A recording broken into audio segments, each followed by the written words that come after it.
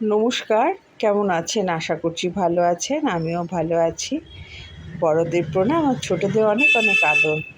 আমি আজকে আপনারা দেখছেন শিপ্রা সাহা রোজনামচল ব্লগ। আমি আজকে ইলিশ মাছের ঝোল করব সর্ষে বাটা দিয়ে। এটা আমার বড়দির রেসিপি, খুব ভালো খেতে হয়। আপনারা বানিয়ে খাবেন, খুব সিম্পল রেসিপি।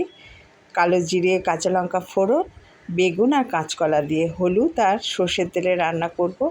নুন দেব, আর কিছু নয়, আর সর্ষে বাটা দেব হালকা করে। চলুন এবার রান্নাটা করা যাক।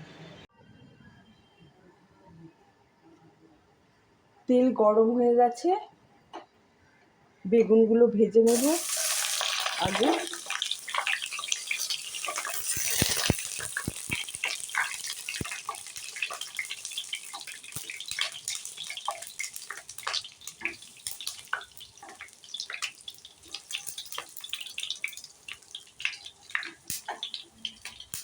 কাঁচকলাগুলো দিয়ে দেবো একবারে, কাঁচকলা বেগুন সব ভেজে নেব।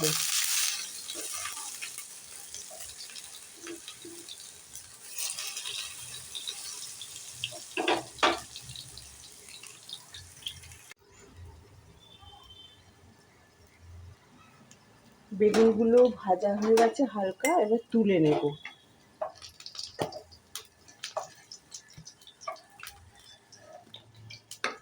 বেগুন কাঁচকলা সবই হালকা করে ভেজে নিয়েছি একটু।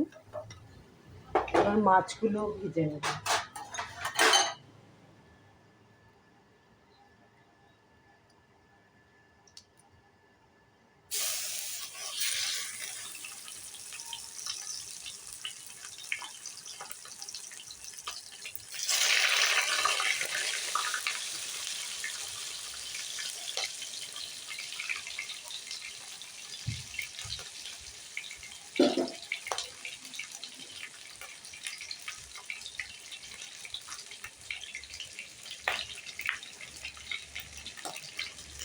মাছগুলো হালকা করে একটু ভেজে নেব, বেশি ভাজবো না।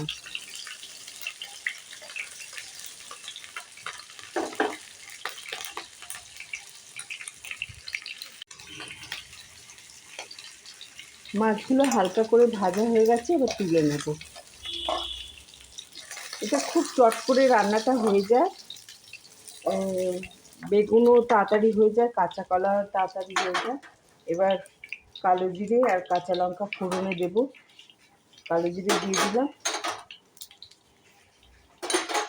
কাঁচা লঙ্কাও দুটো ফাটিয়ে দিয়ে দিলাম।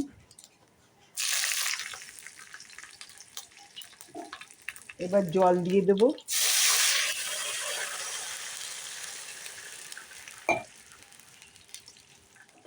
হলুদ দেব, নুন দেব।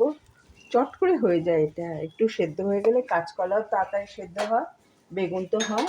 নুনটা দিয়ে দিলাম।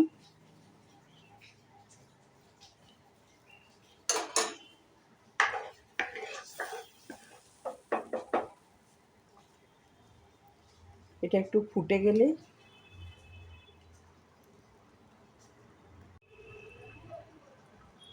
ঝোলটা ফুটে গেছে, এবার কাঁচকলা আর বেগুনগুলো দিয়ে দেবো।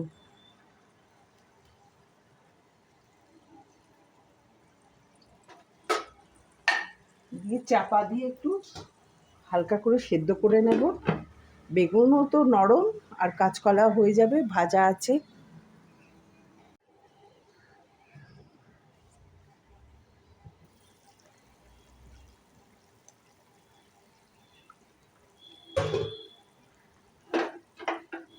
বেগুন কাঁচকলা সব সেদ্ধ হয়ে গেছে, এবার মাছটা দিয়ে দেবো। মাছটা হালকা করেই ভেজে রেখেছি, মাছটা দিয়ে দেবো। আর সর্ষে বাটাটাও দিয়ে দেবো।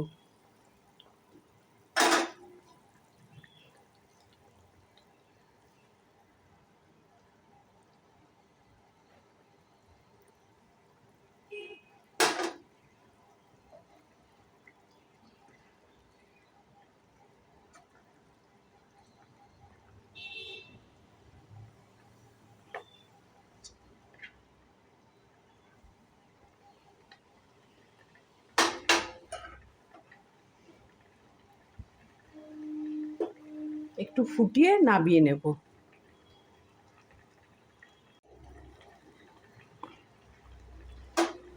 মাছটা একটু ফুটিয়ে নিয়েছি, খুব সুন্দর হয়েছে, তাড়াতাড়ি হয়ে গেল। এবার নামিয়ে নেব।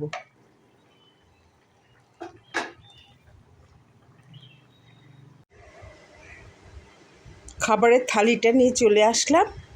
আছে ওল ভাতে ভাত, ফুলকপি ক্যাপসিকাম দিয়ে একটা ভাজি, আলু পটলের ডালনা আর ইলিশ মাছের ঝোল, যেটা আজকে রান্না করলাম। খুব সিম্পল রান্না, এটা আমার বড়দির রান্না, করে দেখবেন। খুব তাড়াতাড়ি হয় আর খেতে খুব সুস্বাদু হয়। আজকের মতো ব্লগটা এখানেই শেষ করলাম। ভালো লাগলে একটা লাইক, শেয়ার, সাবস্ক্রাইব করে দেবেন। নমস্কার।